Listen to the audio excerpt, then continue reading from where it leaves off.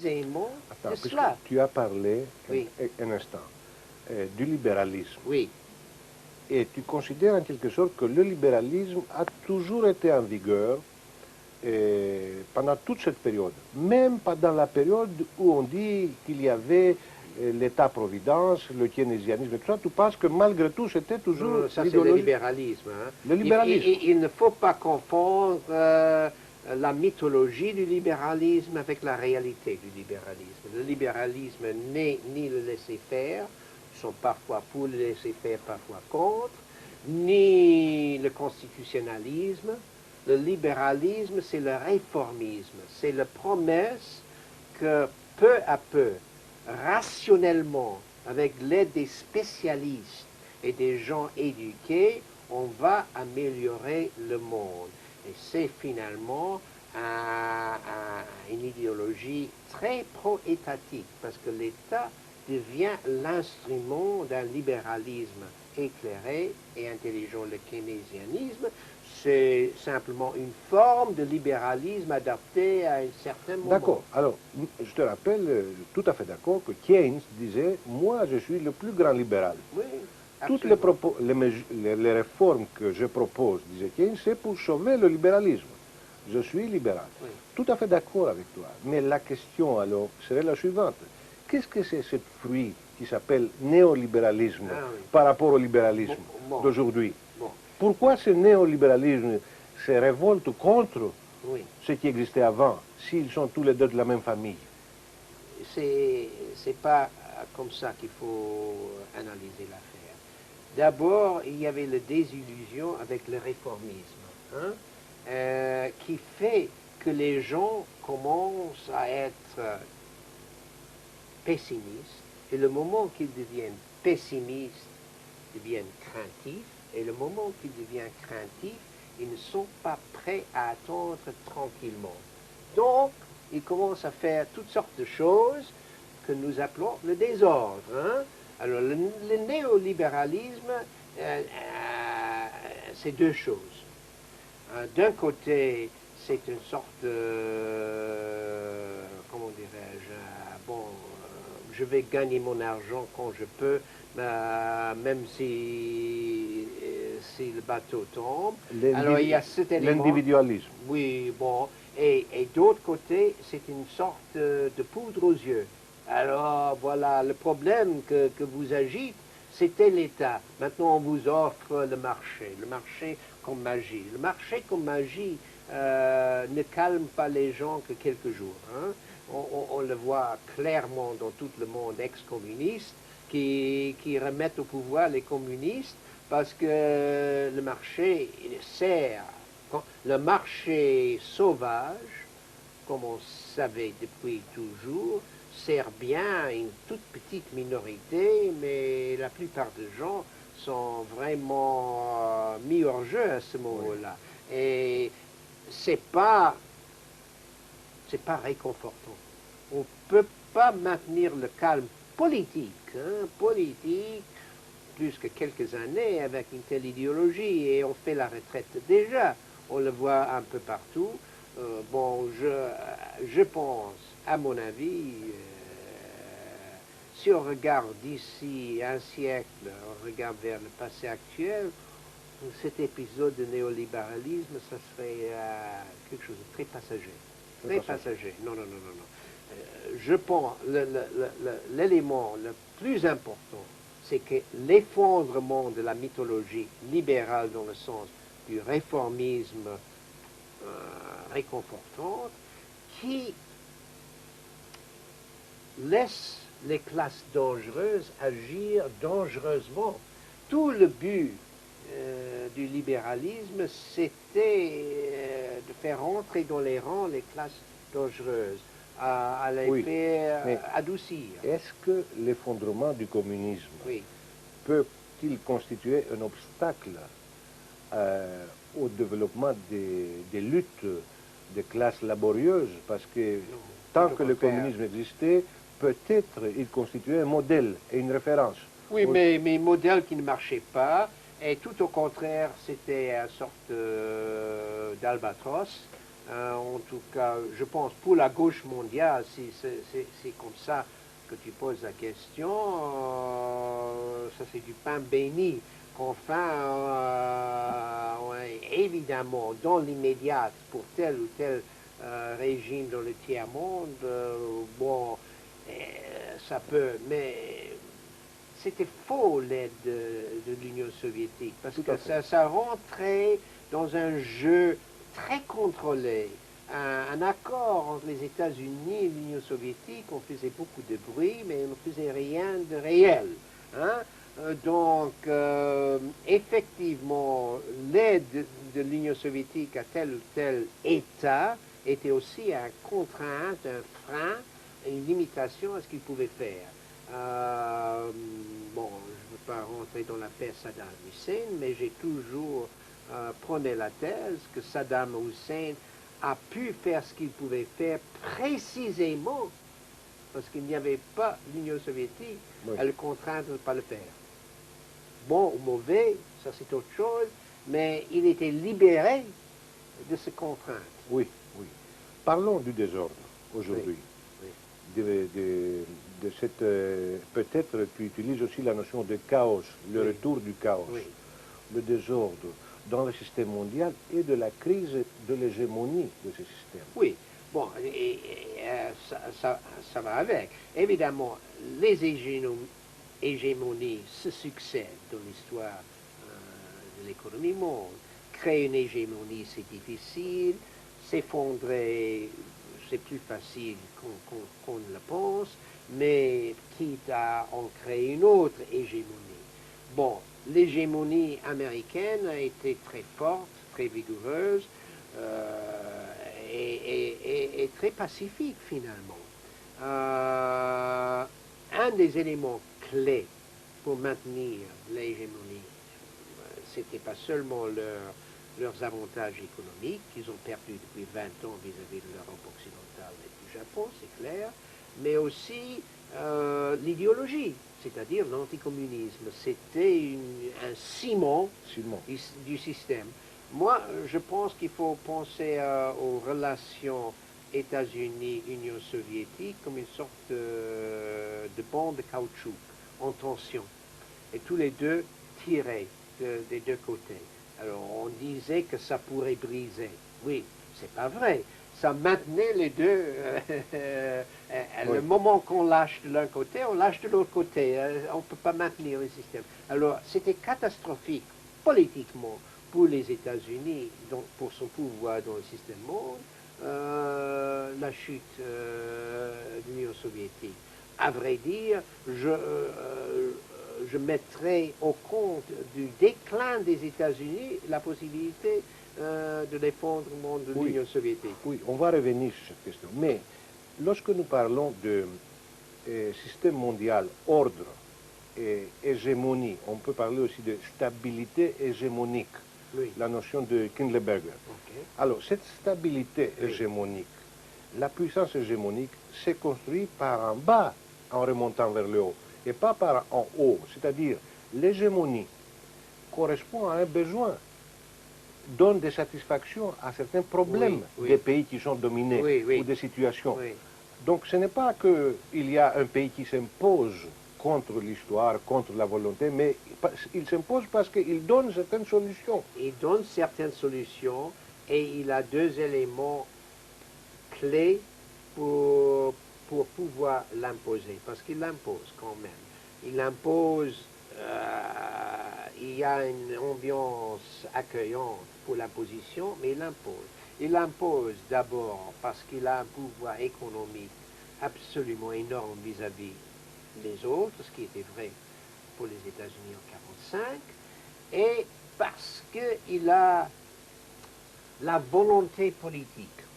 Bon, il a perdu la base économique. Les États-Unis se trouvent un parmi trois et pas le plus fort parmi eux et risquent fort d'avoir un écroulement financier énorme dans les années à venir que tout le monde sait et agit en fonction. Donc il a perdu ça, il a perdu la volonté politique. Qu'est-ce qu'est la volonté politique? La volonté politique, bon, je vous donne exemple qui m'a toujours frappé. Il y a en 1900, je pense, 86 ou 85, j'oublie. C'était au Liban, il y avait les marines américaines à Beyrouth. Le président Reagan. À Beyrouth, mais au large de Beyrouth. Au large de Beyrouth, oui, oui, oui, oui. Sur le bateau. Non, non, non, non, non, non, non, non, non, non, non. Il y avait des marines à Beyrouth même. Et, Ils avaient débarqué? Ah oui, ah oui, oui, oui, oui. On a été invité à ce moment-là d'envoyer des troupes. C'était un moment où il y avait des marines à Beyrouth. Il y avait des marines à Beyrouth et le président Reagan a fait un discours sur la télévision en disant on ne va pas sortir jamais sous menace, etc. 2 jours après, il y avait la fameuse explosion où perdait la vie de 200 marines, fait par je sais qui exactement, mais c'était un suicidaire. Hein? Alors bon, on a perdu la vie de 200 quelques marines, et 2 jours après, on a fait sortir tous les marines. Et 2 jours après ça, on a envahi Grenade. Hein? Il faut pas perdre ça de vue. Mais pourquoi est-ce que le grand macho Reagan a fait sortir les troupes américaines? Grenade, c'était à 83. À 83. Bon, donc, mais en tout cas, ça c'est bon. J'oublie l'année, mais peut-être c'est 83. Hein? Oui. Oh, ok. Alors, pourquoi le macho Reagan a fait sortir les troupes? Parce que la population américaine n'était pas prête à perdre 200 hommes. 3 ans, peut-être, la vie, mais 200 ans, non. Alors, si on n'est pas prêt à perdre 200 ans, on ne peut pas être un pouvoir hégémonique. Depuis, il y avait la Somalie, il y a la Bosnie.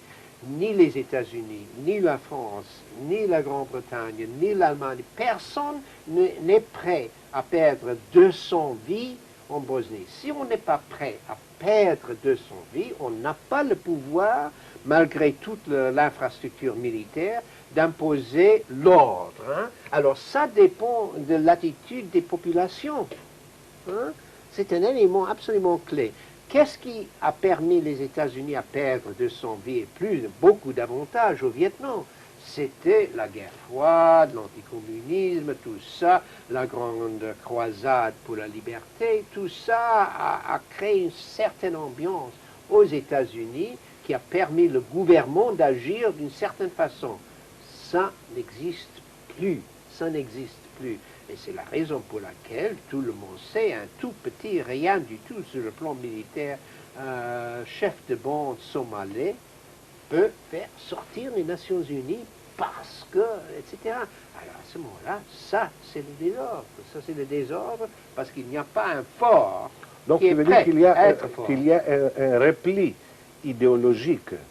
Un repli, pas idéologique, mais un repli de volonté. Oui, des Américains, des Français, des Anglais, sur soi. Oui, oui. Et ça provoque un manque de possibilité de maintenir l'ordre politique, militaire et économique à l'échelle mondiale. C'est ça.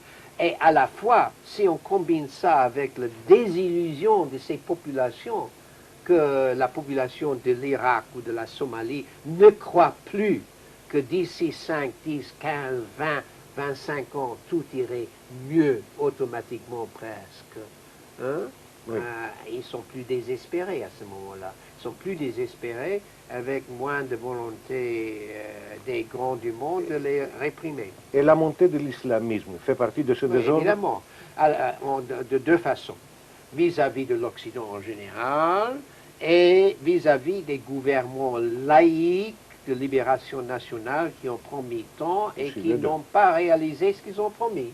Moi, l'exemple de l'Algérie est incroyable. Voilà un mouvement de libération nationale qui a passionné le monde entier, qui a fait tomber la Grande France, le FLN, qui a mobilisé le peuple algérien, vraiment mobilisé, qui est venu au pouvoir, qui régnait, et alors maintenant, qu'est-ce qu'on voit? Ils ne peuvent pas, ils ne peuvent même pas garantir la vie d'un pauvre Maintenant, le metteurs de télévision. Le FLN est en train de s'évaporer, suivant la phrase de Marx. Le solide qui s'évapore. Oui, mais il s'évapore complètement. Il reste au pouvoir sans le pouvoir. Non, il a perdu le pouvoir, c'est l'armée. Bon, d'accord, ok. Le FLN est hors, c'est vrai, c'est l'armée. Mais l'armée est cantonnée, ils n'ont pas le pouvoir. Ils n'ont pas le pouvoir de maintenir l'ordre en Algérie. Ils ont seulement le pouvoir de rester en place parce qu'ils craignent pour leur vie. Pour leur vie et dans le sens littéral. Attends, Emmanuel, d'après ce que tu dis, donc, ça explique le désordre militaire, le désordre politique dans le monde, et idéologique. Mais je veux que tu dises un mot sur le désordre du point de vue économique. Mais le désordre du point de vue économique est, comment dirais-je, plus normal. C'est-à-dire, on est dans une longue période de stagnation économique dans le monde. De pas de croissance, c'est ça? Pas de croissance, avec beaucoup de chômage, avec peu de profit pour la production, seulement dans la spéculation. Et on vit sur le bord d'un effondrement financier sérieux, hein, qu'on a pu éviter successivement à plusieurs reprises, mais qu'on ne peut pas éviter trop longtemps. Alors à ce moment-là, les choses peuvent se reprendre. Ça, je trouve, le système capitalisme ne s'effondre pas pour des raisons économiques. C'est plutôt une réussite du point de vue économique. Et c'est précisément parce qu'il a tellement bien réussi qu'il sape ses bases, comme disait déjà Schumpeter, très bien que le capitalisme s'effondre à cause de ses réussites et pas à cause de ses échecs. Par exemple, j'ai commencé en parlant du fait du manque de réservoirs de main-d'œuvre, du manque d'arbres dans le monde, et surtout parce qu'il s'effondre sur le plan politique. Hein. Il ne peut plus se maintenir politiquement, et puisque c'est une mythe que l'économie marche sans l'État, si les États s'effondrent, il y a d'autres moyens. Je vais vous montrer. Explique-moi cette phrase de Schumpeter, c'est intéressant. Un instant, Emmanuel, là tu cites Schumpeter. Je voudrais bien que tu clarifies ce point que Schumpeter, suivant lequel Schumpeter, que le capitalisme s'effondre surtout lorsqu'il réussit. Oui, à cause de ses réussites. Oui, bon, sans reprendre la thèse en détail, essentiellement, il dit que les capitalistes sont bons en économie, ils n'ont pas la capacité politique, ils dépendent de ce que Schumpeter terme les restes du féodalisme, une sorte d'état mythologisé auquel le peuple fait allégeance, etc. Mais le capitalisme est voué à la démocratisation, qu'il détruit par ses actions cet état protecteur de ses intérêts. À ce moment-là, il s'effondre, ou il va s'effondrer, évidemment. Bon, pour prendre exemple précis de ce dont il parle, on a promis à travers le libéralisme une amélioration. J'ai dit auparavant que c'est vrai qu'on a vraiment amélioré la situation du travailleur européen. Mais comme le petit orphelin dans Oliver Twist, le travailleur européen qui s'appelle maintenant les moyennes classes, les classes moyennes, etc., aux États-Unis, mais ce sont les mêmes gens, ils demandent davantage. C'est tout ce qu'ils demandent, davantage. Alors davantage... Seulement. Seulement. Ça, c'est très menaçant. Alors, dans tous les États du monde, y inclus dans les États-Unis, dans la France, dans la Grande-Bretagne, dans l'Allemagne et dans le Japon, on demande davantage à tout moment. Et davantage, ça, c'est la base de ces fameuses crises fiscaux des États.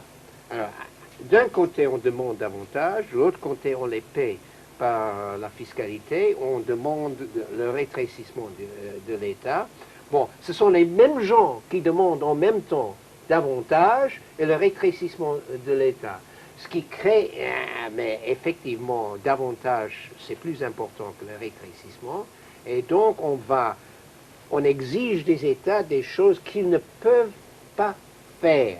Ce qui crée à ce moment-là une désillusion, même parmi les classes moyennes, l'appui fondamental de ces États dans ces États. Et pour le premier moment, depuis 200 ans, ou même depuis 400 ans, le pouvoir de ces États à l'intérieur de leurs frontières est en déclin. Et ça, ce qu'on appelle la montée de criminalité, etc., etc. Et alors ça, c'est une sorte de spirale. Plus qu'on dit que l'État ne peut pas assurer la sécurité individuelle, plus on cherche à se sécuriser. Comment? En faisant, par exemple, ce qu'on faisait dans le Moyen-Âge, des moyens de protection à soi. Oui. Hein? Oui. Ce qui coûte l'argent, à ce moment-là, on ne veut pas donner de l'argent à l'État, on fait une révolte fiscale, etc., qui diminue encore la possibilité de l'État d'assurer, etc., etc. Donc on est dans ça à cause de la démocratisation du monde. C'est-à-dire, ce sont les gens qui demandent vraiment qu'on réalise ce qu'on leur promet. Alors, à la fois donc de la gauche et de la droite, ce populisme est vraiment démocratisant. Mais le libéralisme n'était jamais démocratisant. C'était pour empêcher la démocratie qu'on a installé toutes les réformes. Alors, voilà le problème actuel de ces États. Très bien.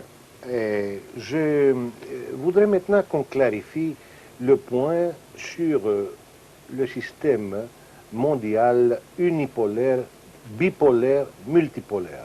Parce que je crois que là, dans ton analyse, dans ton approche, tu prévois que, tu dis même que le système qu'on a appelé de la guerre froide, en fait, n'était pas bipolaire, mais unipolaire, oui. Et tu annonces que l'humanité tout entière va vers le 21e pour un système bipolaire. Oui. Et dont, d'ailleurs, un de ces pôles serait l'Europe, l'autre étant les États-Unis. Oui. Et qu'il y aurait une concurrence de plus en plus approfondie entre ces deux pôles. Bon, tu donnes ma réponse. Mais en tout cas, écoute, c'est provocateur, je sais, de dire que pendant la guerre froide, c'était pas bipolaire, parce que ça s'annonçait comme bipolaire. C'était l'idéologie officielle de tous les côtés que c'était une bipolarité. Mais à mon avis, c'était un minuet très, très programmé entre les États-Unis et l'Union soviétique. Tout était arrangé d'avance avec des petits détails. La paix était assurée et même la division du butin, ainsi dire. Hein. Tout était arrangé, calme et surtout en Europe, un des éléments clés de l'accord de la guerre froide, c'était que la paix serait parfaite en Europe, ce qui était vrai jusqu'à 89. Hein? Alors, maintenant, on est dans une situation, l'Union soviétique s'est effondrée, bon, il y a 3 pôles économiques importants, les États-Unis, le Japon, l'Europe occidentale, chacun essaie de trouver autour d'eux des éléments, etc. 3 se réduiraient à 2. Je ne dis pas les États-Unis contre l'Europe, je préconise d'ici quelques années, 10 années, le Japon et les États-Unis en combinaison contre un pôle. Un arrangement entre un pôle homogène entre Japon et États-Unis. Homogène. Un arrangement à un pôle et éventuellement à la longue le Japon le plus fort économiquement, mais en tout cas un pôle Japon-États-Unis qui essaieront d'avoir la Chine à l'intérieur de ce pôle et l'Europe occidentale qui essaiera d'avoir la Russie à l'intérieur de son pôle, et ce seront les 2 pôles qui vont s'affronter dans le nord, en laissant le sud... Ils vont s'affronter dans quel sens? Bon, militairement, je ne sais pas. Ça prendra beaucoup de temps pour s'y affronter militairement, mais s'affronter économiquement et politiquement, ça c'est sûr. Je trouve par exemple extraordinaire, mais à remarquer que dans toute l'affaire de Bosnie, Yougoslavie, etc., que les États-Unis se trouvent d'un côté et la Grande-Bretagne, la France et l'Allemagne combinés, malgré tous leurs désaccords, etc., pour une autre position. Hein. Alors, je prévois la disparition de l'OTAN, la création d'une armée européenne sérieuse et l'intégration sérieuse de la Russie. C'est un problème pour le moment, évidemment, il faut un peu d'ordre, etc., à l'intérieur. Et une sorte de bipolarité dans le sens que les deux côtés seront à peu près du même poids. Ça ne serait pas évident de quel côté pèse le plus fort. Hein. Donc tu prévois la formation de blocs régionaux, en quelque sorte. Oui, grande région. Mais... La région européenne, oui. En incluant la Russie, la région américaine peut-être. Japono-américaine, Pacifique, et bon, il y aura des... Je te signale que quand même, si tel était le cas, ça serait quand même assez original. Parce que dans toute l'histoire passée, les guerres étaient toujours des guerres régionales. C'est-à-dire intra-régionales. Non, ça ne serait pas original.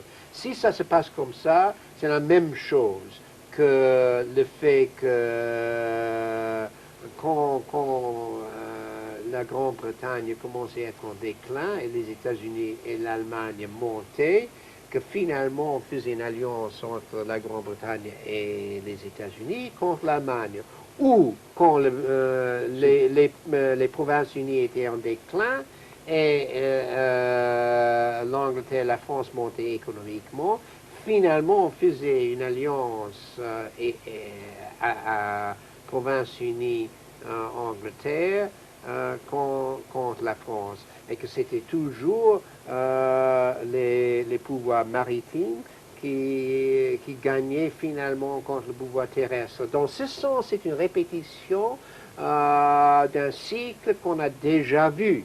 Hein. Toute la question est que, étant donné toutes les autres choses dont j'ai parlé, qui est d'un ordre différent, est-ce qu'on va aller, parce que ça prend 50, 100 ans pour se réaliser pleinement, est-ce qu'on va aller au bout de ce scénario? Je ne pense pas, mais je pense on est déjà lancé. Oui, mais je veux dire que tu prévois que l'Europe va être tout entière, unie. Plus ou moins, oui. Plus ou moins. Plus ou moins. Et non seulement l'Europe d'aujourd'hui, mais en plus qui inclut la Russie. Oui, c'est-à-dire, bon, je ne dis pas unifiée nécessairement dans une seule fédération politique. Plus probablement, il y aura cette idée de multiples cercles, etc. Il se peut que l'Europe n'y réussit pas. À ce moment-là, ils vont perdre clairement. En tout cas, je te signale qu'actuellement, à Bruxelles, et dans la communauté européenne, on est très réticent pour incorporer la Russie dans l'avenir. Oui. Seuls les hérétiques. À ce moment-là, je me remets à la logique de l'histoire. C'est Philippe Séguin qui les veut inclure, mais Jacques Delors et les autres sont contre l'idée d'inclure. Mais le grand stratège, M. de Gaulle, oui. Il voulait. Oui. Et l'autre grand stratège, M. Gorbatchev, le voulait. Aussi, oui. Alors, l'histoire leur donnera raison. Bon, maintenant, je viens à une autre question. Oui.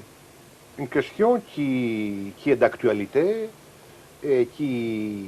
Beaucoup de gens s'interrogent. La remontée des nationalismes à l'échelle mondiale, européenne et américaine.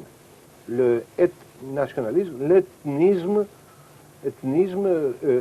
tout ça, où cela